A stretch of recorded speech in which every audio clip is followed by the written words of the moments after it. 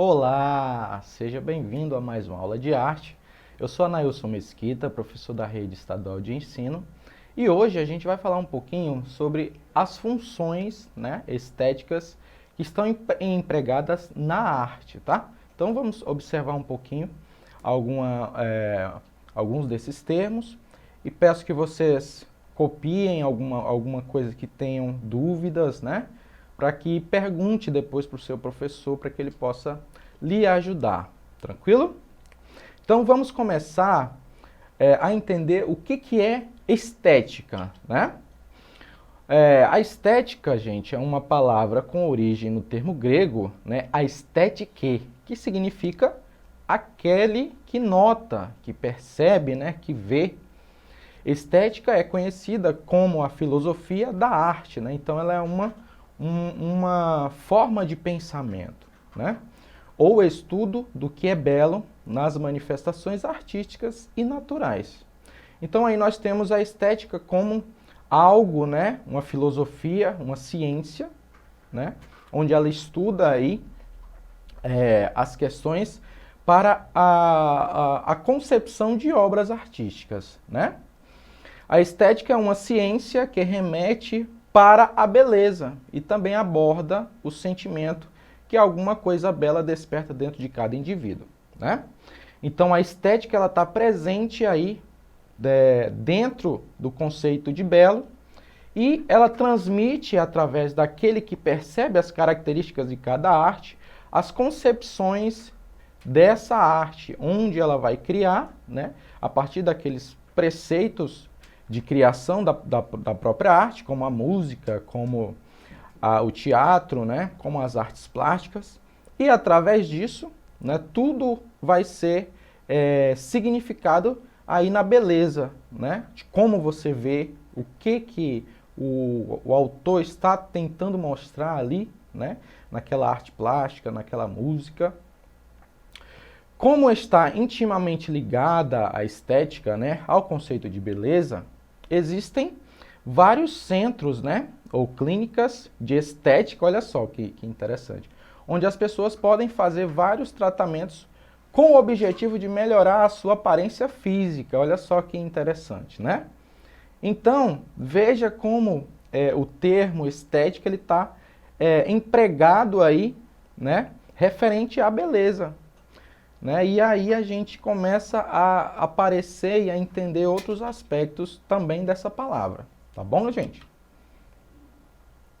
Bom, estética na filosofia, olha só. A estética também é conhecida como a filosofia do belo, como a gente já falou, e na sua origem, ela vem aí indicada, a teoria do conhecimento sensível, estesiologia, tá? Notem esse termo que é bem interessante, estesiologia, tá? Para que vocês possam entender melhor. Então ela é a teoria do quê? Do conhecimento sensível, Ela significa o quê? Aquele que percebe, Aquele que entende. Então ela é sensível, A pessoa que entende ali, ela está sendo sensível àquele conhecimento. A pessoa que percebe alguma coisa diferente de outras pessoas, ela também está sendo sensível dentro daquela linha de raciocínio, O significado que é atribuído atualmente à estética, foi introduzido aí por A.G. Baumgarten, para descrever aquilo que na sua altura se chamava de crítica de gosto, Então a estética também tem esse viés, Por que você gosta? Porque na minha concepção de estética, por que você gostou desta música? Porque na minha concepção de estética, ela segue esses parâmetros que eu acho interessante, Por que você gosta de uma certa pintura? Porque na minha concepção estética, ela está bem distribuída, As tintas, as cores e assim por diante. Ao longo dos tempos, a filosofia sempre se interrogou a respeito da existência do belo, o tópico central da estética. E o belo a gente começa a entender na literatura, que ele está presente aí também na literatura.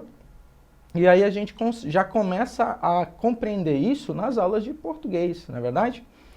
Onde a gente trabalha bastante esse termo aí na produção de textos e na compreensão, né, de textos. Tranquilo, meus amigos? Então, olha só, nós temos aqui, vamos observar agora algumas funções específicas, tá bom? Da estética. Olha só.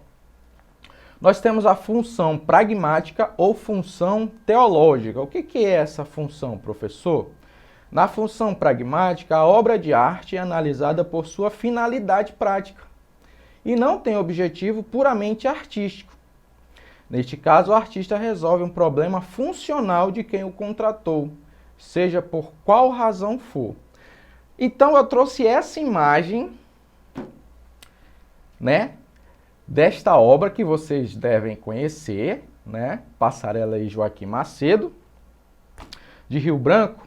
E aí eu vos pergunto, essa obra, ela tem uma função somente estética? Somente visual? Ela foi feita ali somente para deixar o ambiente mais bonito? Né? A gente sabe muito bem que não. Que essa obra ela foi feita para quê? Para ajudar no tráfego de pessoas de um lado para o outro. Então ela está atribuindo, está cumprindo a sua função pragmática neste caso, né? Porque ela tem uma finalidade. Qual a finalidade dela? Fazer com que as pessoas atravessem de um lado para o outro com mais praticidade, né? Sem que seja necessário ficar entre os carros, né? E algo mais seguro. Então, essa função dela aí é a função pragmática ou teológica, beleza, galera? É o pensamento daquele... desculpa, é telológica, tá, gente? Desculpa por ter falado teológica, é telológica, tá bom? Então, é esse viés aí, tranquilo? Próximo. Olha só, função religiosa. As pirâmides do Egito são exemplos de função religiosa na arte. Nelas, o artista buscava mais que uma obra arquitetônica, mas também um instrumento, né, um túmulo, que o preparasse para a eternidade. No caso, os faraós, né? No Brasil, umas funerárias de cerâmica foram encontradas em vários sítios arqueológicos, como Furnas do Estrango, em Pernambuco, tá? Do Estrago, e na região Marajoara. No norte do país, essas urnas colocavam o morto em posição fetal, né? Virados para o nascente e os devolvia à terra, tá, gente? Então, veja, eu trouxe apenas essa imagem para a gente ter um exemplo, tá? Mas a gente pode utilizar outras imagens.